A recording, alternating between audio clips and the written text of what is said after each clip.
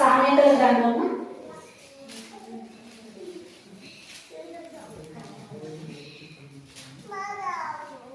8వ అధ్యాయము 13వ వచనం.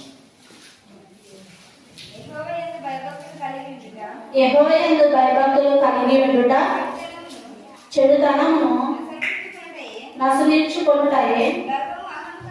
గర్వము, అహంకారము, దుర్మార్గత, కుటిలమైన మాటలు నాకు అసహ్యములు. యెహోవాయందు భయభక్తులు కలిగి ఉన్నవారు చెడుతనాన్ని విసర్జిస్తారు. గర్వము, అహంకారము, దుర్మార్గత, కుటిలమైన మాటలను ఏం చేస్తారంట? అసహించుకుంటారు కదా. గర్వం, నాకు డబ్బు ఉంది, అందం ఉంది, ఆస్తి ఉంది, నాతో అన్ని ఉన్నాయని గర్వంగా విర్రవీగిపోతున్న వాళ్ళు ఎంతమంది లేరు ఈ లోకంలో. ఆ గర్వము పాతాళానికి సంబంధించింది కానీ పరలోకానికి కాదు. అహంకారం, ఎవరైనా వ్యక్తి పిలిచినప్పుడు అవసరం నీదా నాదా, నువ్వు రావాలా నేను రావాలా, నీ అవసరం కాబట్టి ఎవరి దగ్గరికి రావాలి? నా దగ్గరికే నువ్వు రావాలని అహంకారము చూపించేవాడు ఉన్నారు. దుర్మార్గులు, ఆ వ్యక్తిని ఇలా చేయాలిగా, అలా చేయాలి, చంపాలి ఆ వ్యక్తిని కదా. దుర్మార్గంగా ఆలోచించి ఈ లోకమైన వాటిని పాపాన్ని మూటగట్టుకొని నరకానికి పోతున్నాము.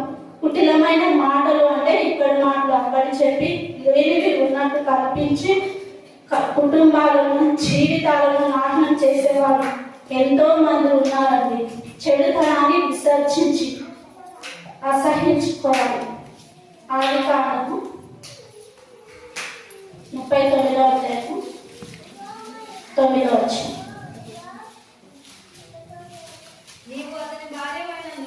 నీవు అతని భార్యవైనందున నీవు తప్ప మరి దేనిని నాకు అప్పగింపక ఉండలేదు. కాబట్టి నేను ఎట్లా ఇంత ఘోరమైన దుష్కార్యము చేసి దేవునికి విరోధముగా పాపము కట్టుకొందునని తన యజమానుని భార్యతో అని. ఇక్కడ ఎవరంటే యోసేపు రాజ సంరక్షక సేనాధిపతి పోతీఫర్ ఇంట ఒక ఉద్యోగం చేస్తున్నాడు, అంటే ఒక పని చేస్తున్నాడు.